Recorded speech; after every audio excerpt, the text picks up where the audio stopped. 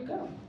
So welcome back, everybody. We got a pretty good crowd here tonight. I was telling Paula, I said, I don't know if anybody's gonna come. It's beautiful outside, and we kind of went deep into the science last week. I'm like, I don't know who's gonna show up. So thanks for being here. I appreciate it, and welcome to our newcomer here.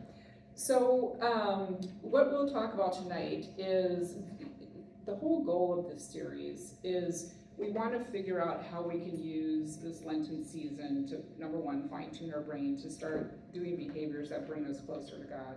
And then as a result, we end up fine-tuning our brain.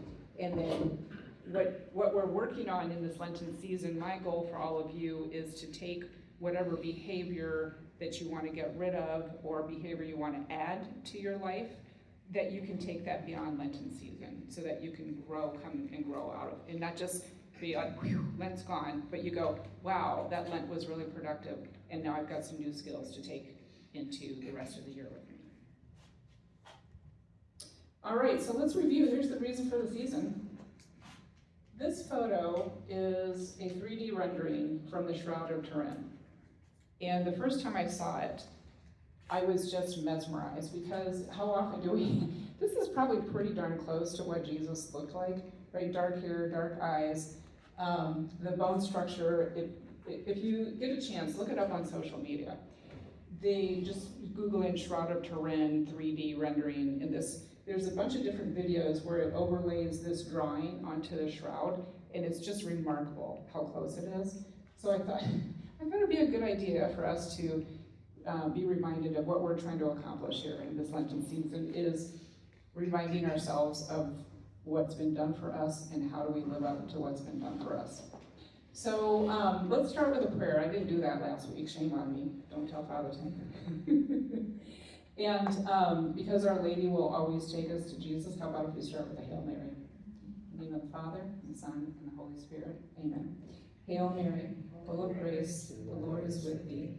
Blessed art thou among women, blessed is the fruit of thy womb, Jesus.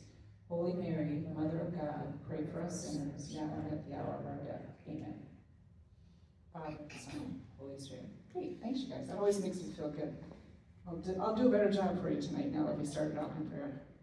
So one of the things that I want to remind you about is God has designed the human brain so that we seek him. And the church has taught that to us for 2,000 years, but the secular world has always said that's a bunch of made up, make yourself feel better kind of hoo-ha, right? But what we're finding now, we'll talk about this a little bit later in the talk, there's a whole new subset in neuroscience called neurotheology. And we're starting to understand, because of our ability to so vividly scan the brain and so accurately scan it, we're starting to find out that your brain truly is designed to seek God, which is really exciting stuff for those of us. So your spiritual practice trains your brain to actively seek God. We know that. We've all been catechized in that, right? And then when you start understanding the parts of your brain that are influenced by your faith, then this is going to give you the ability to supercharge you working on changing the behaviors that you want to change. Does that make sense? Okay. Before we dive right in, does anybody have any questions from last week that maybe I shouldn't skip over? We're okay? All right, good. So I'm curious about how everybody's Lent's going. Is it a rut road situation? I've fallen down and I can't get up. No, everybody's doing okay? All right, good. I'm glad to hear it. When I was at Mass, I went Saturday evening, and Father Tim did a really good job of reminding us that it's okay if you fall down. The important thing is that you get back up and you keep trying again. And I love it that you guys are here, because you're very serious about, this is what I want to do. So thank you very much. I appreciate that. We'll talk about, does anybody have like a certain plan that you're trying to stick to? And maybe we can talk about working on that a little bit. No, maybe you need to come up with a plan. We haven't really started. Yeah. We can help you with that too. Cut back on sugar. Okay. All right, we'll get working on it for you. Not eliminate it. Okay. So there's a thought, and we'll get to that in a little while, about how your thoughts create pathways in your brain. Positive thinking, right? All right, so I just want a quick review with all of you, the goals of the series. So we've been working on explaining the latest in neuroscience data. Hopefully I haven't lost you in the weeds with that. I'm doing my best to just tell you what's relevant and what's important from this, because we just simply have not had this kind of information in the past, and it's really exciting that the pace that we're learning things about the brain is terrific. So the latest health findings that we talked about last week is, surprise, alcohol is horrible for your brain. We're also going to explain a little bit more tonight about the way the brain works, certain sections in your brain, and you need to know that it's literally a goal-achieving machine, and we'll talk a little bit about how you activate that goal-achieving section of your brain. So we're going to review how to program your specific goal into your brain, so that and when you're using your daily faith practice, that will help reinforce and supercharge what you're trying to do, because that daily faith practice makes all the difference in shoring up, because it works. The faith practice registers in the same area that you're having the rewards. We talked about the reward circuit last week. The faith practice works in that same area that you're struggling with the behavior that you don't want to struggle with. Am I making sense, or am I rambling right now? Okay. And then this is incredibly important, you guys. This is something I've been working on really hard in the last 18 months on myself, but also with the women I work with. When you start changing your thoughts, you literally start changing the structure of your brain. We always thought that was a bunch of woo-woo nonsense, but we now know, thanks to fantastic brain imaging, that the types of thoughts you choose and believe and work on a daily basis literally does change the structure of your brain. And then lastly, we want to talk about your how you're going to work your Catholic faith into your plan to go beyond Lent with the things with the goals that you're seeking. And so from there, I need a drink of water.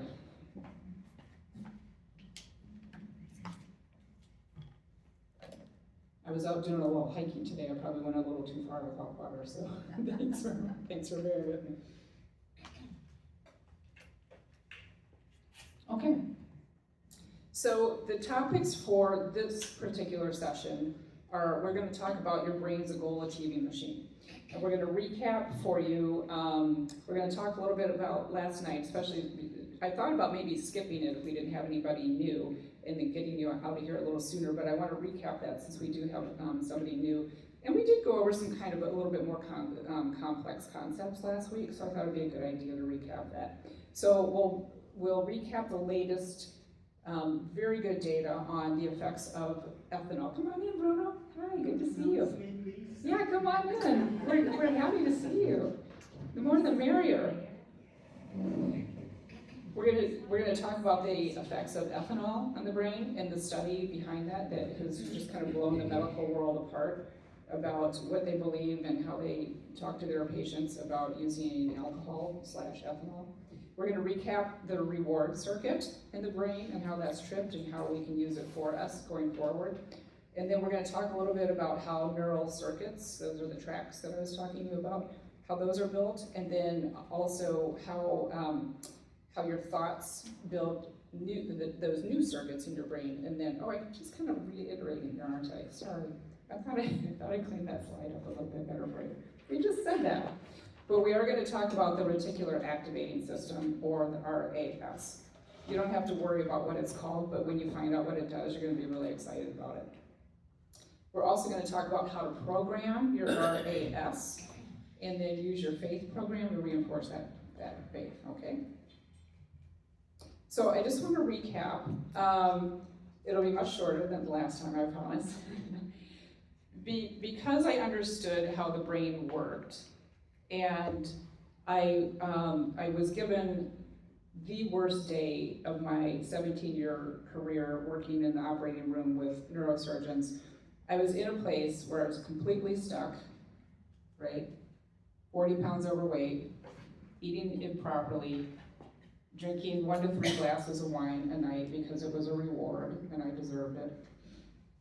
And then, thanks be to God, he gave me that worst day of my career so that he would wake me up and go, you can't do this anymore. I was 55 years old. I was cruising for a bruising, so to speak, right? I was really in some serious danger for some serious health events. So the problem with where I was, and this is all in this story is to let you know how I'm standing here in front of you working on this ministry, is I was doing this kind of work. I had all this information that I didn't know what else to do with, so I stayed stuck in this job that was burning me up. And and I kept trying to find some downtime in a glass or 3 of wine every night for 10 years.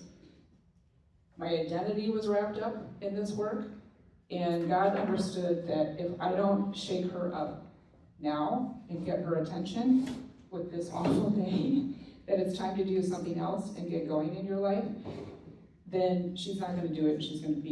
She's not going to live my plan for me. I didn't know any of this at the time. This is almost 3 years later since this happened to me.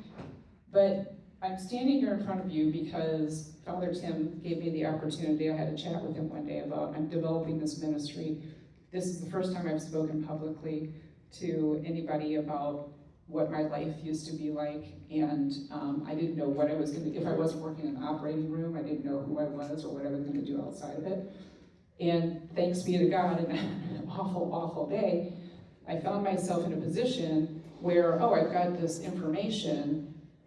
He taught me along the way, and we'll talk about that a little bit more too. He taught me along the way, here's what you need to do to get yourself into the place where you're walking away from alcohol and not missing it. And then he taught me how to teach other women to do it. And now, I've been coaching women for the last 2 years, but now this ministry is born. And here I am, instead of talking to just women, I'm talking to men as well. So this is kind of exciting and new for me. So that's my story briefly for you. All right, let's go to the next part here. When I made the decision that it was time to walk away from alcohol, because I had that horrible, awful day, that was my day one. I was forced into a day one. And then I had a couple other days that were awful as well. By that time I was at, 3 days. And Holy Spirit at that point spoke to me, because I was not good at hearing the Holy Spirit. Is anybody in here, are you guys good at hearing the Holy Spirit? It took me a long time. No, okay. It took me a long time to start understanding, number one, when I was being spoken to, and number two, was it Holy Spirit or was it Kathryn? So as I was trying to figure out, okay, I have to change, I've got to do something different. How do I do it? I was praying and saying, Holy Spirit, show me how to do it. Well, he put this information in front of me. This is from Dr. Daniel Amen. He's regarded as one of the foremost brain health experts in the world. And he's done more brain scans on patients than anybody in the world. And I came across his work. He's the founder of Amen Clinics. He has a program, I don't know what channel it's on, but he works with celebrities. Surprise, they abuse drugs and alcohol, and they a lot of times come from trauma backgrounds. His whole clinic system is helping people who've had either brain injury or substance abuse, or maybe they've got some kind of genetic disease, helps them restore health to their brains. So the thing that I came across in his work was he started a whole campaign series about alcohol and brain health. And in this photo, you can see on the left-hand side here is a healthy brain. And this scan is called SPECT, S-P-E-C-T. I won't go into what it's called. This is a cool scan because it measures the blood flow in the brain. In the scan on the left here, the healthy brain, you can see it looks nice and fat. It's kind of plump, it's kind of round, smooth. Well, if you're a moderate drinker, 2 to 4 glasses a day, then look what's going on in your brain. It's lumpy, bumpy, it's shrinking. You can see it's volume-wise, it's much smaller than this brain. That's bad. That's really bad news. And at 55 years old, I was drinking 1 to 3. I knew, because I had seen so many scans in my life, working in the operating room, that My brain looked like that. I didn't need to go get a SPECT scan. I understood my brain looked like that. And if I didn't do something about it, then I was in serious, serious trouble because I was 55 years old, right? It's not like your brain's getting any better anyway, right? So I came across Dr. Amen's work, and it led me to start looking around going, okay, so how am I going to get myself to the point where I don't miss this? Because I'm what's known as a gray zone drinker. I didn't even know such a thing existed. Because in our culture, we're told that alcohol is, when it comes to drinking alcohol, you are either a normal drinker, or you need to go to rehab, or you're an alcoholic, right? There's no in between. And it turns out there is big in between, and there's an awful lot of us. Because, and I'll just use myself for an example, that I was able to stop. In fact, I stopped during the pandemic. And I said to myself, okay, I must not have a problem, so I'll just start again. So I would vacillate between, uh-oh, I've got a problem, or I would say to myself, well, you know what, no, maybe you don't have a problem. You're fine. I would talk to my doctor about it. She said, you're fine, you don't have a problem. And my friends, of course, this would happen when we were sitting around with a glass of wine. They would say, no, you don't have a problem, you're fine. Well, they were drinking just as much as I was, so of course they're not gonna tell me I have a problem, right? But again, it's not like I was sitting there drinking an entire bottle of wine every night. It was 1 to 3, depending on what was going on the next day in the operating room. And but it was for 10 years. Like no breaks unless I got sick or something. It was just every single day. Well, that's a problem. So I would get on the internet and I would Google, am I an alcoholic?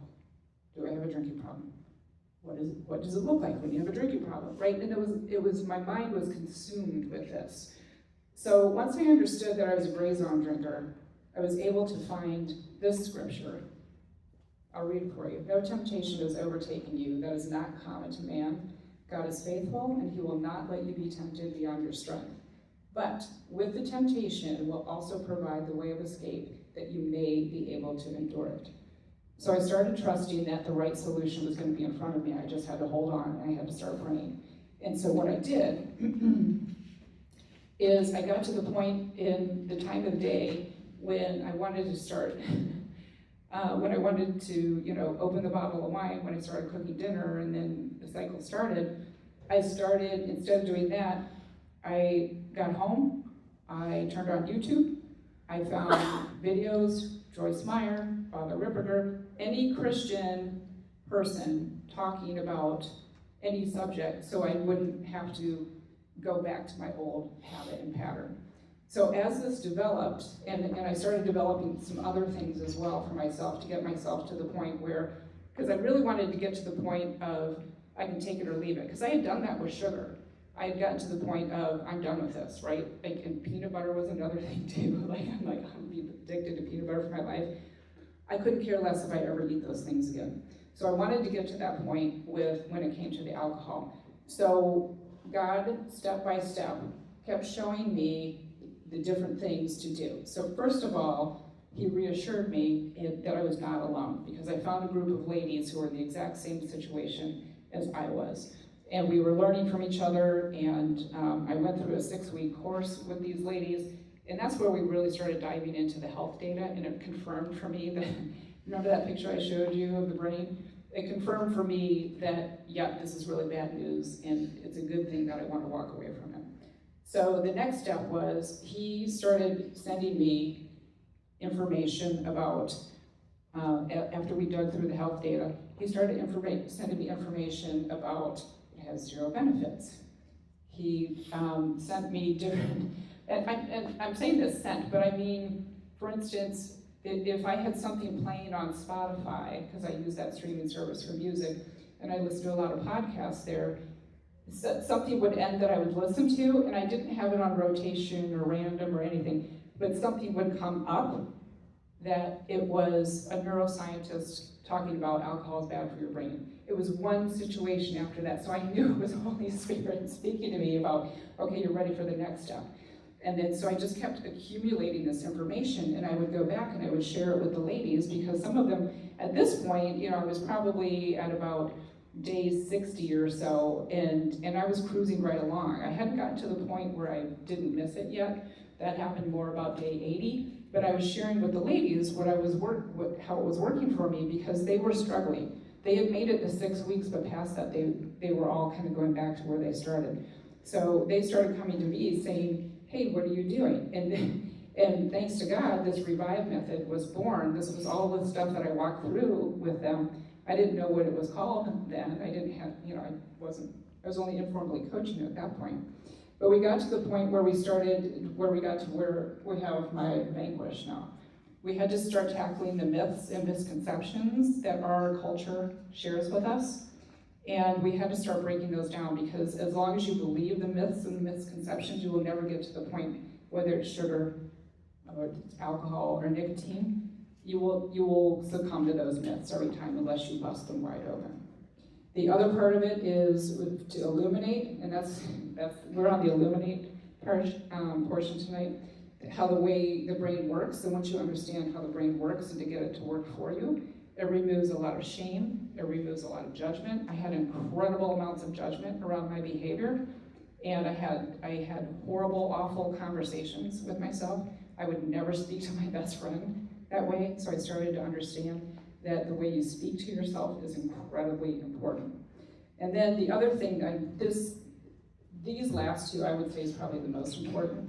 You need to set a clear vision for what you want your life to look like. So all of you have your unique reasons for being here tonight and what you want to accomplish during this season. Make sure you have a very clear vision of how you want this Lent to look and how you want your life to look coming out of Lent. That's what's going to drive, on the days when you're really tempted to give in to whatever it is you're trying to change, that's what's going to drive you forward. And then lastly, as far as Empower goes, I want you to have a very clear why about why you're doing this. Why did you give this up for Lent? Or why did you add something for Lent? And then that way you'll be able to come up with a plan, and then you can surround yourself with the proper support. And then that's when you put all these things together, that's when you have the ability to start remaking your life. Make sense to everybody? Okay, great. So we're going to do a recap of what we covered last week a little bit for the neuroscience. I'm going to take another sip of water.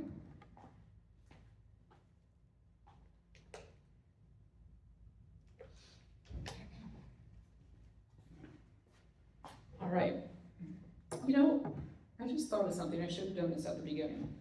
So I'll do this momentarily before we jump into this.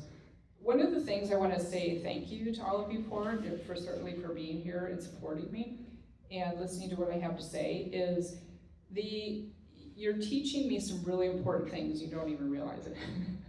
Because I'm used to speaking to physicians, surgeons, scientists, and I've had to, because I said yes to God and to this ministry after walking away from a career that I loved, that burned me up, I thought my ministry was going to look a certain way, right? Because we all go in with our expectations when we say God about, okay, fine, you win.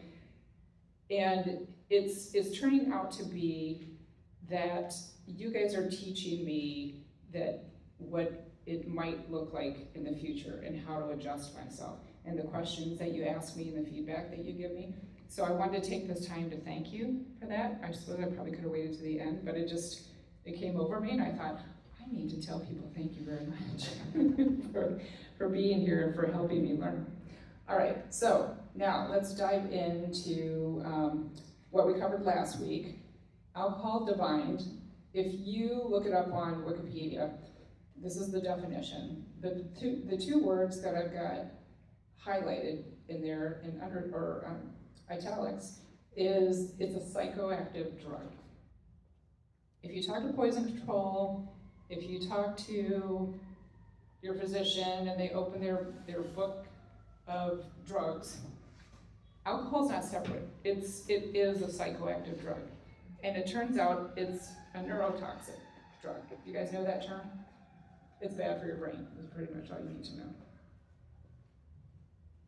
So, shocker, I've only been talking for 20 minutes on this. Alcohol's bad for your brain. All right, let's get to the educate portion of my Revive method, what alcohol really is. So The dirty little secret is the alcohol industry. Picture in your mind for a sec here, when you are watching TV, maybe you're watching a sporting event, maybe it's some kind of concert, live concert being broadcast. How many alcohol ads are on the TV? Everybody's having a great time. There's no such thing as a good time without alcohol. I mean, that's what we're sold, right? What we're not shown is the people in the ER who are suffering with alcohol poisoning because they had way too much to drink that night. And we're not shown any of the negatives. We're only shown that this is a fun, healthy drug for us to take, right? So the truth is, it's a neurotoxin. I didn't know this until not too long ago. Were all of you aware it's regarded as a class 1 carcinogen? Class 1 is being the worst kind of carcinogen that you can consume. I was not aware of that either. It's an anesthetic. It has 0 nutritional value, none. It's a disinfectant. How many times do we use alcohol to wipe a surface down, or we go to the doctor's office, and that is alcohol. It's isopropyl alcohol, but what we're drinking is ethyl alcohol, ethanol, but that is also can be used as a disinfectant. So because it's a disinfectant, guess what it kills in your gut? It starts affecting your microbiome. Everybody know the word microbiome? Yeah. You know how important your microbiome is? Have you read all that stuff? We know now, it's really come about in I'd say the last 7 years or so, that the importance of what's going on in your gut has a direct impact on your brain and other parts of your body as well, but it's incredibly important to your brain. So if you're consuming, even like I was, 1 to 3 a day, every day for 10 years, you start to really affect the health of your gut, and that takes a big toll on your brain as well. Ethanol also depletes nutrients, and it interferes with the absorption of nutrients. So if you can eat the world's healthiest meal, but if you're having a glass of wine with that, you might as well have had some Cheetos, because you're just not going to absorb the nutrition. It's also fat and water soluble, so that'll be important in a second here. So one of the things I want to talk to you a little bit about, just to briefly recap, is we had a study come out in 2022 that it's from, how many of you know, so in the UK they have a national health system. You guys know that? So the national health system has access to all this patient data, and they started studying what are the effects of alcohol on the brain and other systems. And in 2022, their findings came out. This study really woke up a lot of physicians and people in the medical world. There were 35,000 patients in this study. That never happens. This is a huge study. The adults who were in this study were middle-aged and older. They were consuming 1 to 2 drinks per day, or 7 to 14 on the weekend. So they were considered moderate drinkers, like me. And what was found was the people who were consuming what was regarded as a normal amount, they experienced an overall shrinkage in their brain volume. And guess what? That was shown in Dr. Amen's work too, that scan that I showed you, so it makes sense. So this study was additional confirmation of all Dr. Amen's work. So the key takeaway that even small amounts, chronically ingested. Now, if you have a glass of wine once a month, is your brain going to shrink? No. But if you are a gray zone drinker, then yes, you can guarantee that your brain will shrink. And the importance of why, if it shrinks or not, is because your brain is healthiest when it's at its maximum volume. And it's got the most neurons, it's got the most networks firing at any given time. As it starts shrinking, that's when things like dementia and other neurological diseases start showing up. So the bigger the brain you have, better, is the takeaway. Excuse me, one more drink.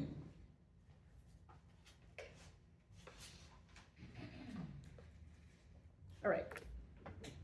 So one of the things I want to review with you is when you drink some ethanol, because your body knows it is a neurotoxin and it's a poison, it gets to work on metabolizing it right away. In fact, if you eat some food and you drink some wine with your dinner, your body will delay breaking down the food in order to break down the alcohol and clear it out of your system. So that's a good thing, but the problem is when your body metabolizes the alcohol, it turns it into something called acetaldehyde, and that is even worse for your brain and your body than the ethanol was. So the acetaldehyde itself is, so think about the last time you had something to drink and you started getting that kind of loose, kind of tipsy feeling. That's the acetaldehyde working in your brain in an area we call the reward circuit. And it's literally, because that has a depressing effect on your nervous system, that is your brain warning you that this neurotoxin is in the brain, this is dangerous, the body is starting to shut down, so your brain or your body will start counteracting and releasing chemicals like cortisol and other stimulants to try to counteract the effect. That's why the tipsiness, it only lasts like the first 7 to 15 minutes, and then it starts diminishing from there. So we keep having more drinks to see if we can keep getting that feeling. But your body starts becoming more and more efficient and understands, okay, we need more chemicals to pump this patient back up, because that reaction is not what we've all been told. It's not a positive thing, it's a negative thing. It's your brain reacting normally to a toxic drug. Have I lost anybody yet? So everybody's face looks pretty good. That's how I go if I'm losing you or not, but looks like everybody's sticking with me. Okay, fantastic. So, and we talked about his zero nutritional value. This is the reward circuit that we talked about. This is where all the action happens when the acetaldehyde gets into the brain. This is where the tipsy starts, the reaction starts. Now, if you're drinking something regularly and you're telling yourself that this is a good thing, that you feel this way, your muscles are relaxing, you feel calmer.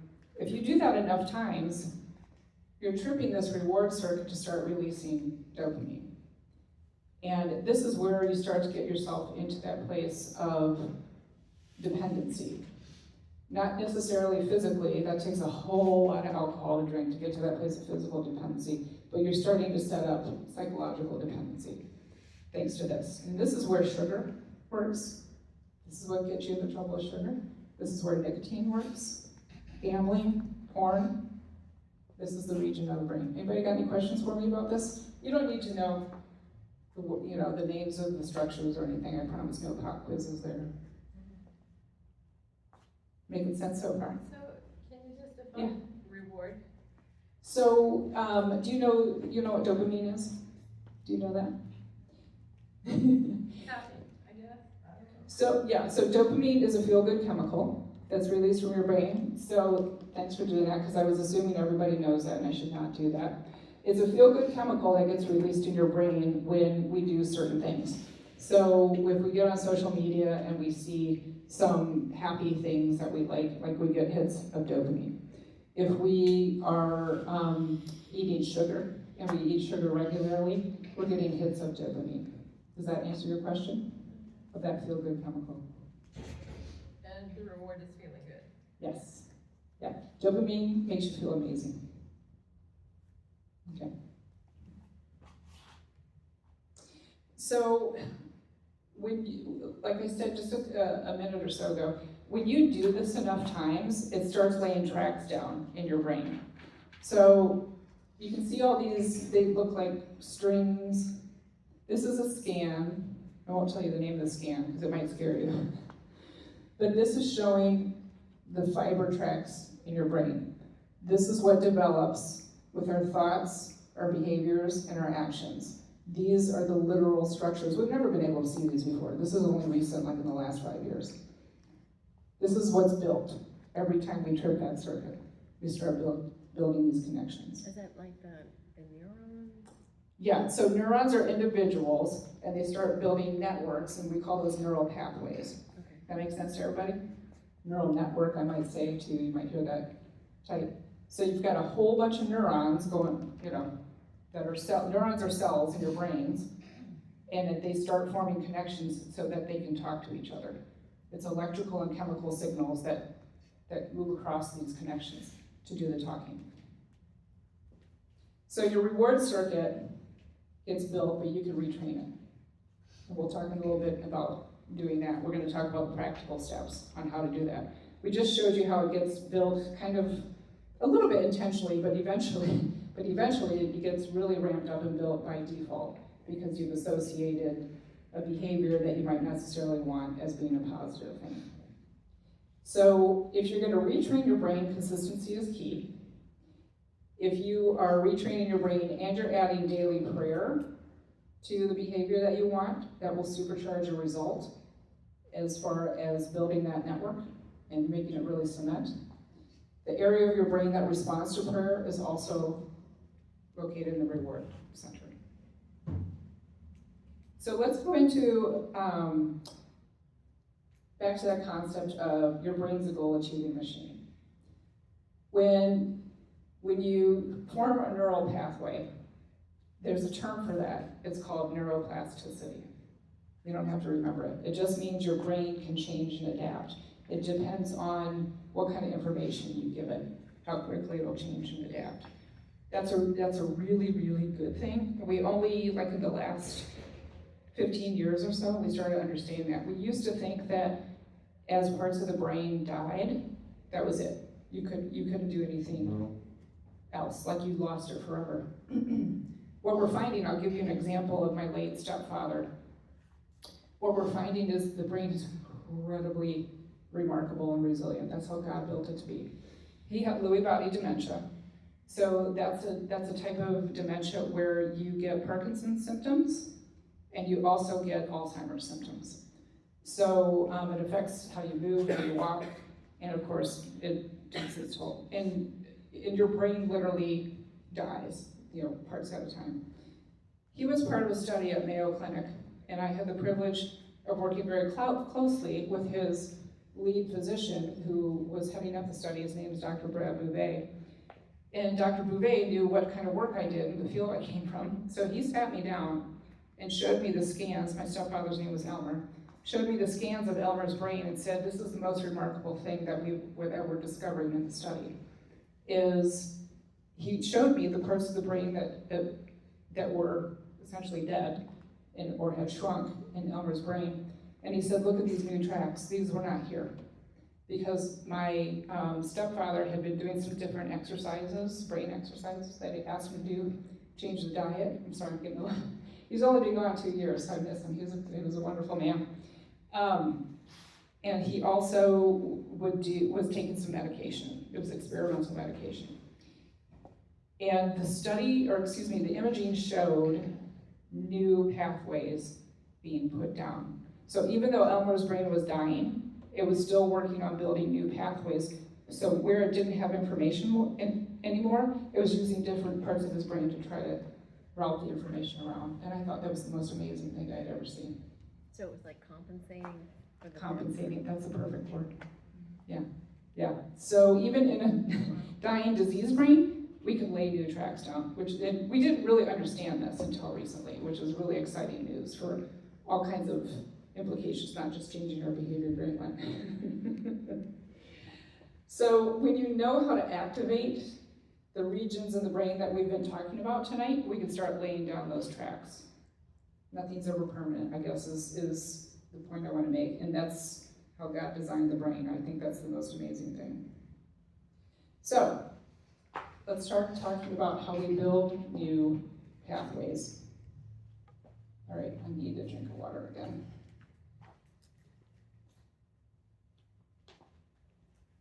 You guys are doing great. We've been going about 45 minutes and you're sticking right with me. So let's take a sec. Anybody have any questions for me at all, or we're doing okay so far? All right, good. So we're going to talk about mindset. Your thoughts create new pathways. Anybody know that? Your thoughts literally create new neurons. We didn't know that until recently. We were all chatting a little bit before we started. Dr. Carolyn Leaf is a neuroscientist who's been studying different parts of the brain for about 30 years, and she's the one who's discovered this, that as you're thinking certain thoughts, the imaging is showing new tracks are being laid down in the brain with each new thought pattern that's being done on a consistent basis. So how about good versus bad thoughts? Does that make a difference? Yep. You get more neurons if you have good thoughts? It makes a huge difference. There, so back, okay. Yes, that's a great question, and we'll talk a little bit about that too. So, well, we can talk about it right now, actually. So when you're thinking positive thoughts that are true, right? You lay down new networks faster, and you create thicker structures in the brain, which is very, very good for the brain. When you are engaged in negative thinking, whatever it is, I won't throw out examples because I'm trying not to. I'm trying not to engage in too much negativity, but there is very clear imaging data that you start to cause shrinkage in the brain. So always look at the bright side of everything? No, that's a great question because it's an important distinction. There's a difference between I stub my toe and it hurts versus I always stub my toe, I always hurt myself, this is who I am, it doesn't change. That's a very different concept, right? So negative things happen in life, but the decision we make about how to respond to that negativity affects our brain. Does that make sense? So my toe will get better soon is a good. Yes, you know what, I stubbed my toe, it hurts, but you know what, it's healing, and I think I'll say a little prayer about, could you heal me faster, please? That's the kind of thoughts you want going on in your head. All right, fantastic. So like in your case, when you just couldn't stand your job anymore? Yeah. Perhaps what you could have said is, well, we'll move on to something better instead of can't take this anymore? I've thought about that a lot. That's a great question. I've thought about that a lot, about if I had stuck it out. But the problem with that is I was so stuck, I couldn't see like that. I couldn't think like that. So, and the Holy Spirit showed me that I was never gonna leave. And he showed me with that day, like, I'm gonna have to make you so uncomfortable that you finally leave, because you're not gonna leave, because I've got a different plan for you, you've gotta leave. A greater plan. A greater That's plan. why. Yeah. And so in the last 3 years, the things that I'm sharing with you now are the things that I'm learning. And instead of reacting to life nowadays, I do a much better job at responding. And the reason for that is, number one, because I have a very solid prayer practice in place. And number two, because I have a brain that's not chronically bathed in ethanol. So it's calmer, it thinks better, it's getting good blood flow. It's doing much better too. So that's a great question. Thank you. Appreciate that. Did I answer it? Yeah, I'm kind of relating it to my life too. Yeah. I'm looking forward to retirement. There you go.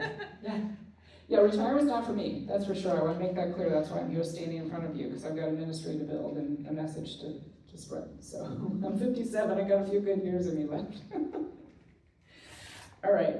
So to your question back, because I do have a little bullet point here. So when you use your brain in new and challenging ways, then it creates new connections, and lack of stimulation can cause your brain to shrink. And I'll give you an example. My 84-year-old mother didn't know, because she was so busy taking care of my stepfather, didn't realize her hearing was going. So we finally convinced her to go get her hearing checked, because she only has 40% hearing in one ear, and she's got about 60 in the other. And the problem with that is she's now also been diagnosed with mild cognitive impairment. So when you start losing the stimulation from any of your senses to the brain, you start getting shrinkage in the brain. So any kind of new challenging thing to do is incredibly important for your brain. All right, so here's that picture again. I can't see it enough. I think it's the coolest thing. Do you guys think it's cool? I think it's gorgeous. The first time, I've worked with these a little bit in my previous career. I think some of you remember what I do, just for your information. I used to work for a company, a surgical technology company, that we had this equipment that would take pictures of the body in the operating room, and then it would transfer it over to, it was kind of like a glorified computer with a camera on it, and I ran the software for the surgeons, and we would build plans and figure out how they wanted to, like, get a tumor out of the brain, or get the spine straight, that kind of thing. And so we would work with these scans, and I can't get enough of looking at this stuff. But these are new. We've never been able to see these before until probably like the last 5 years. And so that's why I wanted to see it again. So thanks for humoring me.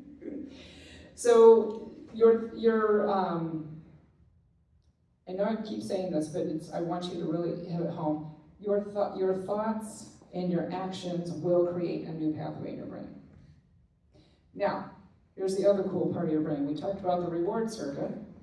We talked about your brain's ability to build new pathways because of neuroplasticity, of your brain being malleable. There is a structure in your brain. Can you guys see that kind of red center?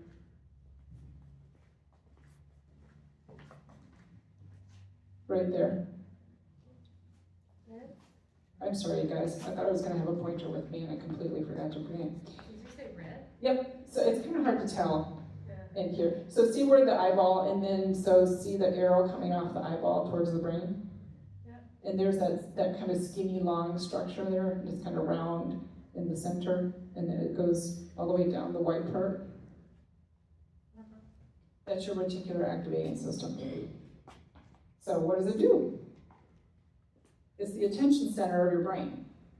So you can deliberately program your RAS with messages from your conscious mind to your subconscious mind.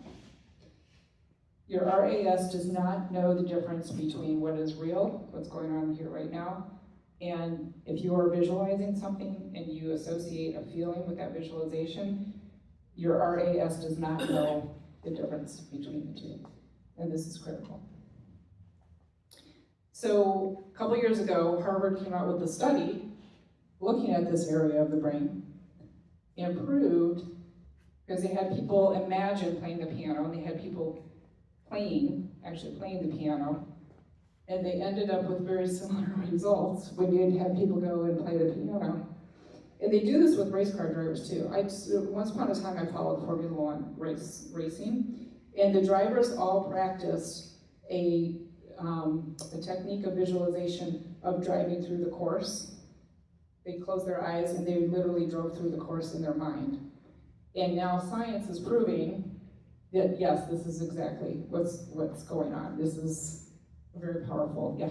But I'm thinking like eating, so I'm going to tell myself I already had dinner, but I didn't. Surely your body is going to fight back to this imaginary thing saying that I had dinner. We don't start with really big obvious. We baby step our way there. So for instance, if somebody is they're like, okay, I want to lose 20 pounds, and they don't have a very good body image of themselves, we would start them saying things like, I have a body.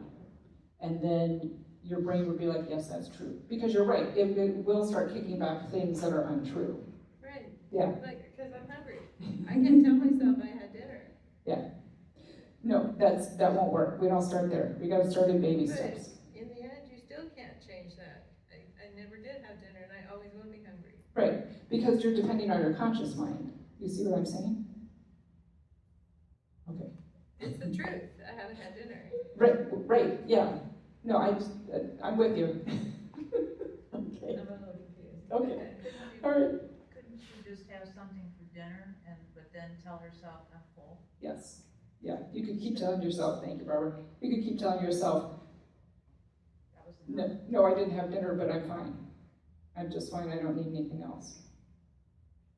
Sometimes you trigger like meal consumption based on habit more than hunger too. It's like you eat 3 meals a day, so you program yourself into believing that you're hungry 3 different times a day, when that may not be the truth about hunger. It might be truth about psychological practice of eating, Right. which is the same about the volumes of food, the types of food. I would always say, well, I'm a big bulky guy, I need to eat more. I don't ever want half a sandwich, I always want the big sandwich. I always want the bigger drink, because I'm a bigger bulky guy, I should be hungrier. Or you may say the same thing about the BBC study on alcohol is good. I Oh, watched did you have a chance to watch it? Oh, fantastic. Yeah, but it was, there was a guy there, and he's like, well, I'm a bigger guy, I can drink more. So he would always drink more, and he kind of tricked himself into thinking the same thing. Well, we do the same thing with food or with sugar, and we say, you know what, I didn't have dinner, so I'm hungry. Well, it may not be true hunger, it might be psychological hunger. And I was thinking the same thing, like, you could have a salad and you would, I mean, maybe it wasn't delicious, but you could be like, this is so delicious, but if you say it out loud, you can train your brain to think that salad is delicious and filling enough. And I do don't the need a opposite. steak. I say I do not ever want a salad for dinner or soup, because it will never fill me up. It's the same It would be concept, so, it but would be the an opposite. interesting experiment for you to eat soup for 30 days and say, this filled me up, and wonder if your body would. I think I would take my life before I got there. I love it. But that's a great suggestion. Yeah. Yeah. Or you wouldn't even have to go that far to the extreme. You could say, I'm getting all the nutrition I need with it, because that would be true. That would be true. This salad's giving me all the nutrition I need, and this is all I need. That'd be the way to say it. Great. Yeah, go ahead, Bruno. Is the result maybe, losing weight Yeah. because of that, type of food that you are constantly eating that think that fulfill your needs, Right. and it may not. Right. Yeah, it's because so once upon a time, from that picture, you can see I was 40 pounds heavier, and I had to change everything completely, drastically. That's a whole other story we don't have time for. But that was one of the things I bumped up against, is the things that I regularly told myself about what I needed. And so when I started changing the narrative of, this is what I need, and the focus became, I want food that's nutrient dense, right? And that was my focus. Instead of, I want the peanut butter, or I want this, or I want that. It was, I need food that's nutrient dense. And this food fills me up because it's nutrient dense. Do you know what I mean? So that's a great point. Thank you for bringing that up. Did we answer your question? You're not really hungry. You're not I hungry. didn't feel it. Just drink your water, it'll fill you But back. I guess what I can say is, I can train this hunger to decrease so that I'll want Yes. less. Yes, you can. But I am hungry. And that's okay to say, I'm hungry, but I'm okay because I have enough nutrition in my body right now. So, yeah, Mhm. offer it up. Offer it up. There, we're back to our prayer practices, right? Oh, thanks, you guys. It's a good discussion. I love it. We haven't had this much discussion yet in our sessions, so thank you for jumping in with me. Let's see, where was I? So we pretty much covered everything on this slide that I wanted to, but are you guys starting to get how important your thoughts are to what's going on in your brain overall? Okay. So, as we stated before, your brain is a goal-achieving machine. When you want to start reprogramming and building some of those new networks to get rid of behaviors that you don't want for behaviors you do want, consistency is absolutely key. So the practical steps to training your brain, you need minimum 5 minutes every day. You've got to do this every day, because think about the habit or the behavior that you want to break. You do that regularly, and it's to the point where it's on default, right? Like, you're not going to eat a salad because it's not on your default mode. So you'll eat a salad. I'll find a salad. Okay. So what you need to do is you need to set your goals, right? So in your mind, you're thinking about what your goal is. You need to say your goals out loud. You need to physically hear yourself say them. You need to write your goals down every day. Write the goal down, what you want to do, right? You need to look at images of what you want. For instance, for me, One of the things I did is at one point, like I felt like I had no vitality. I felt like I looked tired. My skin was terrible. My eyes looked awful. So I had this picture of, I want to be somebody who looks like they have vitality. They look like they take care of themselves. So I found some pictures of me of what I used to look like that. And I just kept those anywhere around the house. This is what I'm striving for, and I kept it visualized in my mind. This is what I'm working towards. So you also need to imagine you're that person right now. And let's say you're in the middle of somebody's offering you a cookie, or they're not offering you a salad, they're offering you a big plate of barbecue. You look like you might be a barbecue guy. Man, I feel bad. Labeled in front of all these people. I'm sorry, no judgment. Just kidding. No judgment. This is judgment It's a free. humor self-label. Judgment free Not zone. taken. I love barbecue, so full disclosure, I love barbecue. I'll eat it all day long. If you were given something that you were trying to change the behavior around, what would that new version of you do? What would they say? So you need to put yourself into that persona of behave like the person you want to be, right? And then mindfulness, you guys have all heard the term mindfulness, right? You know what that means? It just means instead of reacting to things, you respond to them. And by that, I came up with my own little term. I call it hit the pause button.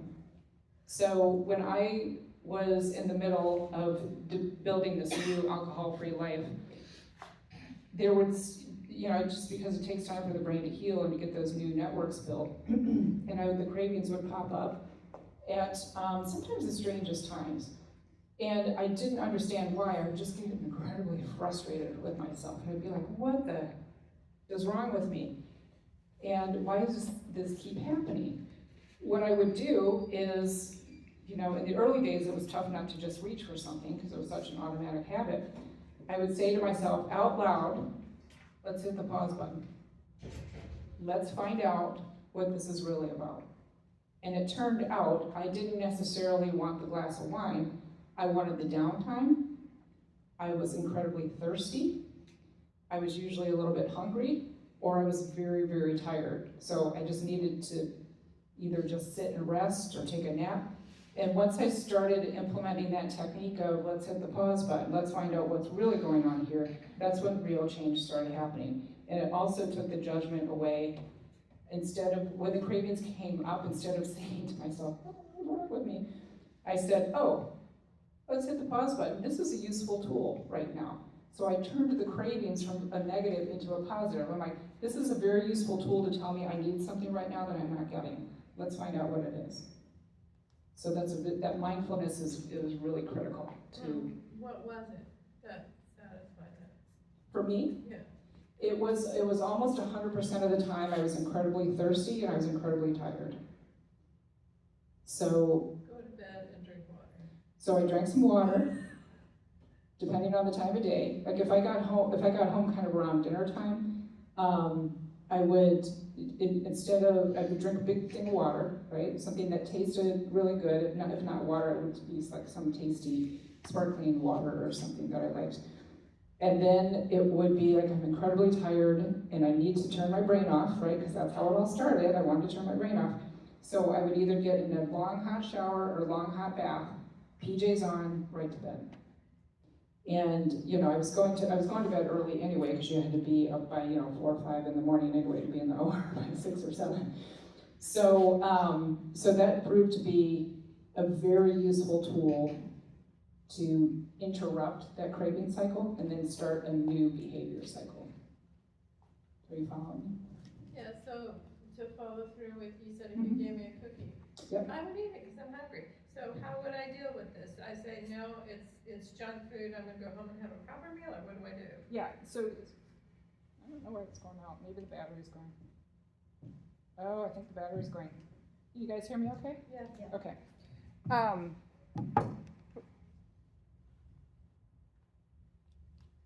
Okay, I thought I heard it. I would Go to bed and not eat at all, what do you do? I would say there's probably a different thing that you could eat and just say, you know what, no, I'm trying to get, because you need to enlist support, right? So if that person's trying to give you a cookie, say, you know what, no, I'm trying to break the habit of that, would you please take that away? Do you have something else I could have, you know, that's where the mindfulness comes in, right? Because you're just reacting, at this point, you're reacting to the sugar. You're not going, you know what, there's a bigger goal here. Well, I'm going to eat salt too, if you give me chips. Well, salt's okay. Yeah, salt's okay. Oh, Salt's been okay. demonized, right? Sugar's been put up on a pedestal that there's no problem with sugar and salt's been demonized. But salt is critical to, you know, how your body maintains fluids in the body.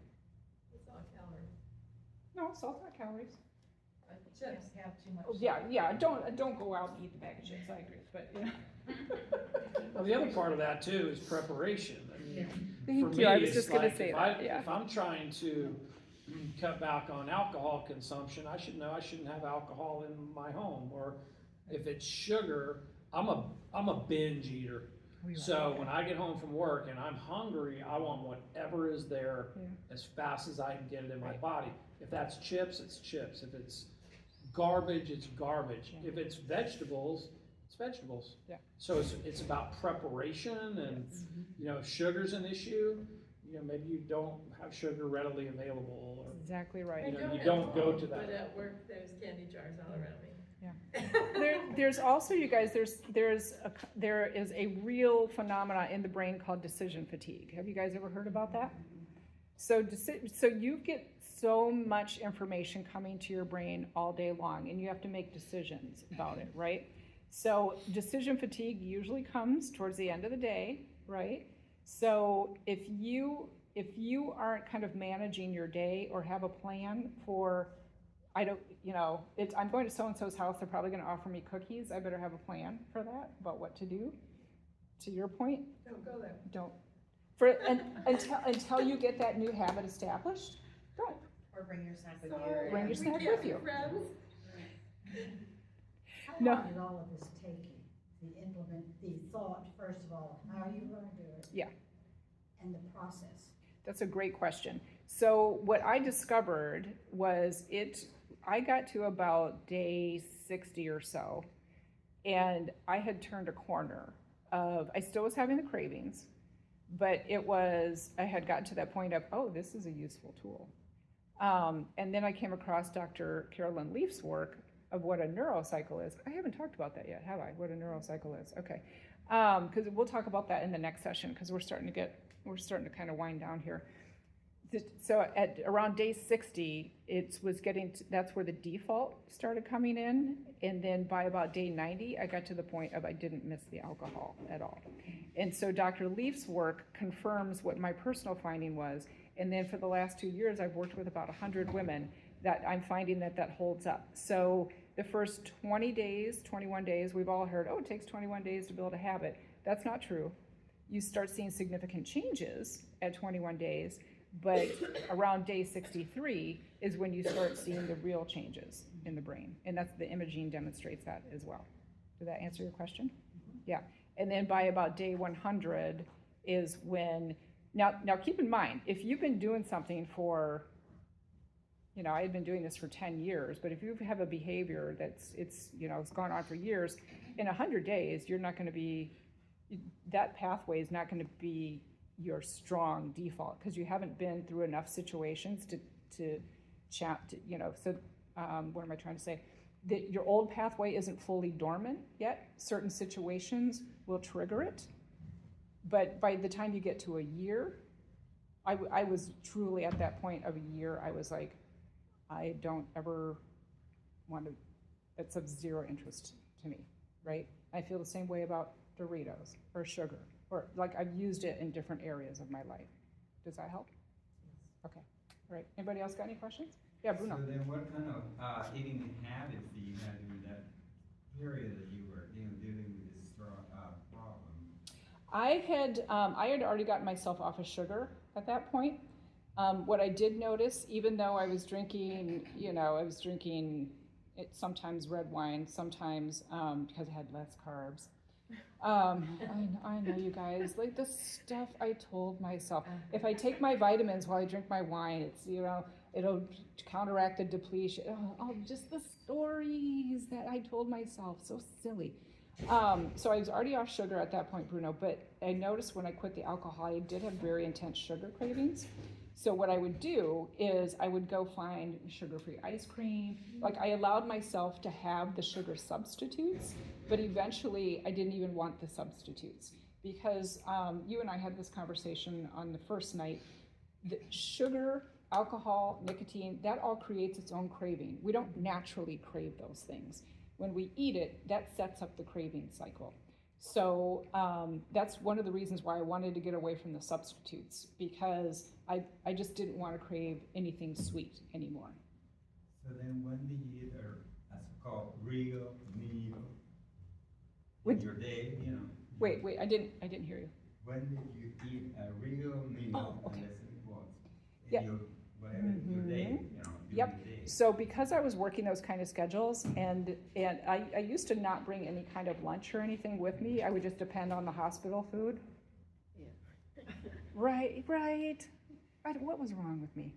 I got into the habit of making food, like the night before I would cook, a big batch of whatever it was, so that the next day when I had time, in between cases and it was time to eat, I had a real and nutritious meal that fit the goals for myself already with me. And if I had to be at the hospital for 10, 14 hours, I had breakfast, lunch, and dinner with me. So that's how I did it. So it's all about intention. Planning, right? And it gets frustrating, I know, because you have to do it every day for a lot of days, but that's just the way the brain works. That's the reality of it, right? But eventually it becomes your default. Like, I don't even think twice now about if I make a meal, I make extra for the next few meals, right? Like, it's just who I am now. When I go out to some concert event or something and you can bring your own beverages, I always have, like, I really enjoy NA beer. So I always bring something like that. I bring, there's all kinds of different mocktails that you can make, because I still like sophisticated flavors. I just don't want the alcohol, right?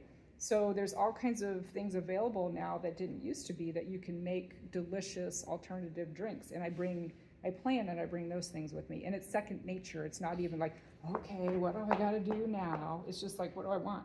So I'll bring it with me. It's all about discipline and planning, though.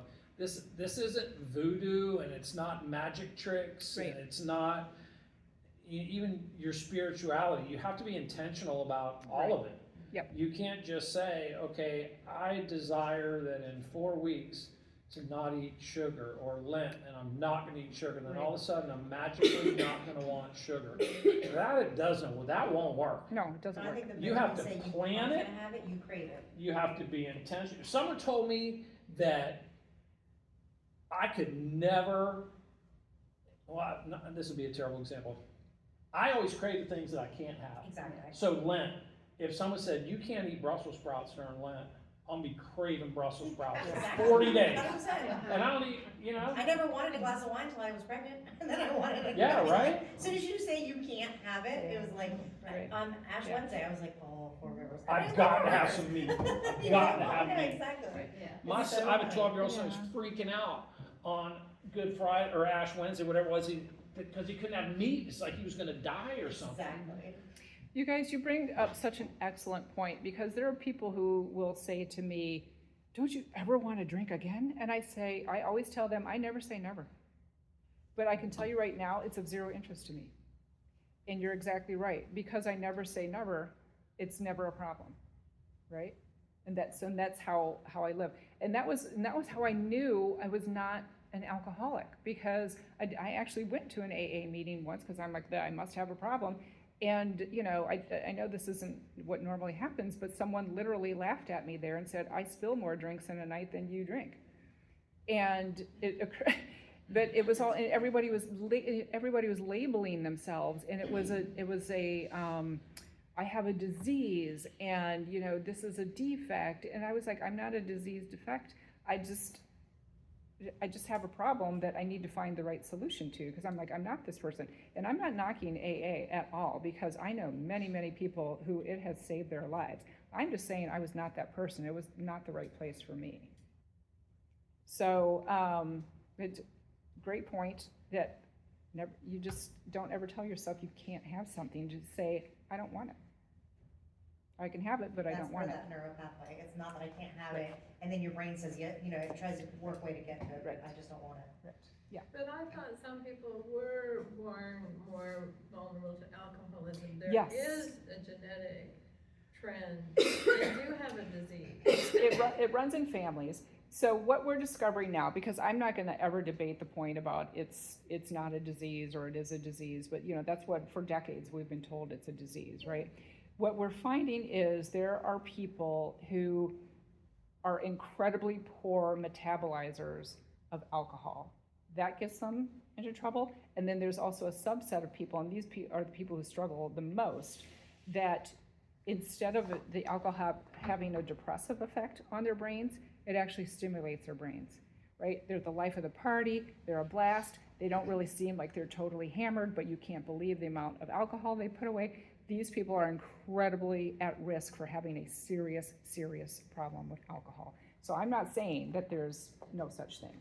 So I'm glad you want me to clarify And so that. then, the husband of a friend who, he's actually deceased now, he was Mhm. trying to get over his alcoholism.